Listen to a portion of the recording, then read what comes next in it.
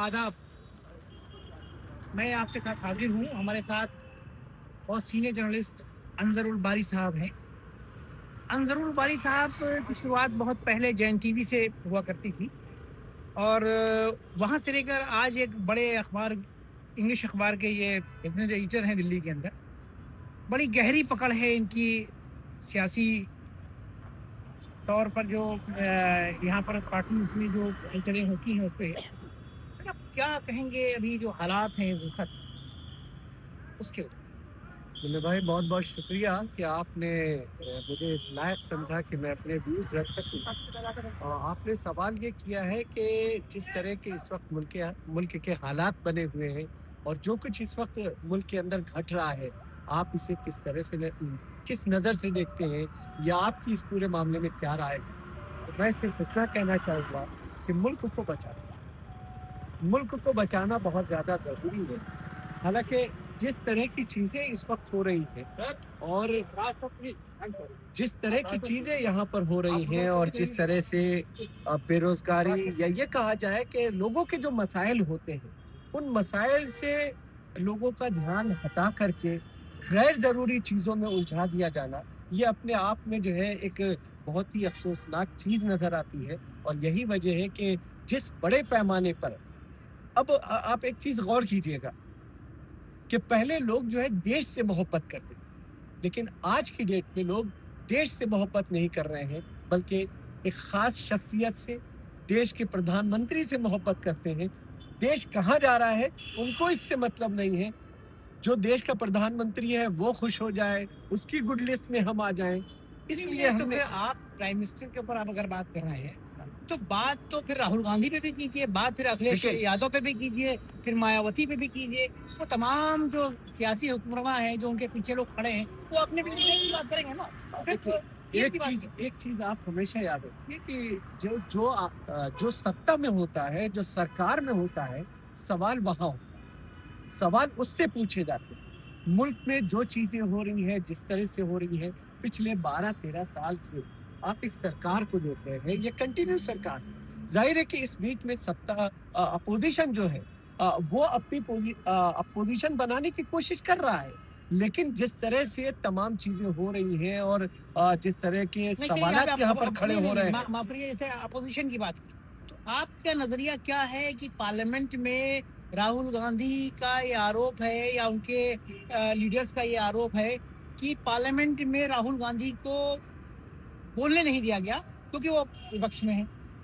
देखिए, विपक्ष का काम है मुद्दे उठाना, सरकार के ऊपर नजर रखना, सवाल से सरकार पूछना। अगर सरकार या फिर चेयर की तरफ से इस तरह की कोई चीज की जाती है कि जब अपोजिशन लीडर खड़ा हो बातचीत करने के लिए, वो अपनी बात रखने के लिए जब वो खड़ा हो रहा है, और ऐसी पोजीशन में अगर वो इस बात को कहता है कि हमारा माइक बंद किया जा रहा है, हमारी आवाज दबाई जा रही है, तो जाहिर है कि ये एक गंभीर मामला है। लोकसभा और अध्यक्ष तो बार बार कहते हैं कि माइक आपका बंद नहीं, आप बोल रहे हैं। देखिए, लोकसभा अध्यक्ष का मामला जहां तक ये है, अब लोकसभा अध्यक्ष की जो चेयर है उसकी गरिमा का भी जो है अब ख्याल नहीं किया जा रहा है। और यही वजह है। आरोप लगा रहे हैं आप? ये आरोप नहीं है। अगर आप जर्नलिस्ट से ईमानदाराना तौर पर आप इस चीज को देख सकते हैं। आप एक एक चीज को देखिए। आपको याद होगा कि 2012 में प्रधानमंत्री एक जो है मनमोहन सिंह हुआ करते थे। अब तो वो इस दुनिया में नहीं है। आपको याद होगी एक तस्वीर, जब पूर्व प्रधानमंत्री मनमोहन सिंह सदन के अंदर अपनी बात रख रहे थे, तो वहीं पर मनमोहन सिंह साहब के सामने अपोजिशन के सारे एमपीज उनको घेर करके उनके मुंह पर बिल की कॉपी फाड़ करके मुंह पे फेंक रहे। और आज अगर प्रधानमंत्री के सामने, मौजूदा प्रधानमंत्री के सामने 3-4 खवातीन जो मेंबर ऑफ पार्लियामेंट है, वो आकर के अगर थोड़ी सी कुछ अपनी बात कर देती हैं, तो प्रधानमंत्री फौरन खड़ा होकर के रोने लगता है और कहता है मेरी जान को खतरा है। उस प्राइम मिनिस्टर ने नहीं कहा था ये बात। नहीं, आप कह रहे हैं। प्राइम मिनिस्टर को कहा, प्राइम मिनिस्टर ने खुद ये नहीं कहा कि मेरी जान को खतरा है। ये तो लोकसभा अध्यक्ष ने ये कहा। नहीं, यही मैं कह रहा हूँ। अगर उनको यहाँ बुलाया जाए, मैंने रोका था। हाँ। अगर हम यहाँ बुलाते तो हो सकता था कि प्राइम मिनिस्टर की जिंदगी को खतरा हो सकता था। यही हम कह रहे हैं कि लोग जो है, अब लोगों को देश से मतलब नहीं रहा। लोग जो है नेशनलिज्म से हट करके जो अपने आप को देशभक्ति की बात किया करते थे, उन्होंने खुद बीजेपी के नेताओं ने अब इस लाइन को छोड़ करके शख्सियत परस्ती, व्यक्तित्व, एक इंसान के पीछे जा करके उसमें अपनी गुडविल को देखना और उस गुड लिस्ट में अपने आप को शामिल करने की एक जो सोच पैदा हुई है, ये बहुत खतरनाक है। और इस चीज को अगर जल्द न समझा गया तो आप यकीन जानिए कि इस मुल्क को बहुत बड़ा नुकसान उठाना पड़ेगा।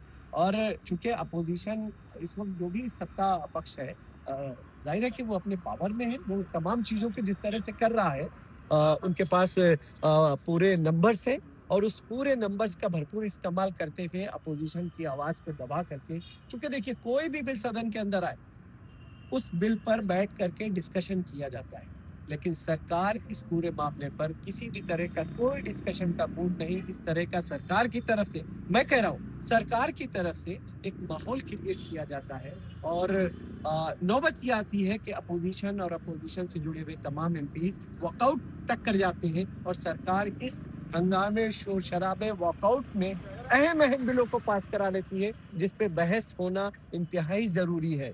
लेकिन सरकार या सरकार के नुमाइंदों की तरफ से कभी भी ये सवाल नहीं किया जाता कि सदन को किस तरह से चलाया जाना चाहिए। आप एज ए जर्नलिस्ट ये कह रहे हैं कि जो मौजूदा हुकूमत है वो साफगोई से काम नहीं करती। बिल्कुल नहीं कर रही है, हाईजैक कर लिया है संसद को, हाईजैक की जा चुकी है संसद में अपोजिशन का नाम ही नहीं है, किसी बिल पे डिस्कशन नहीं हो रहा है, हंगामे शोर शराबे में बिलों को बगैर डिस्कस किए हुए पास किया जा रहा है। ऐसा कभी ना भारत के इतिहास में हुआ था और अगर ये चीजें हुई तो जाहिर है कि ये अच्छा साइन नहीं। चलिए, बहुत शुक्रिया आपका। तो हमारे साथ थे अंजर बारी साहब।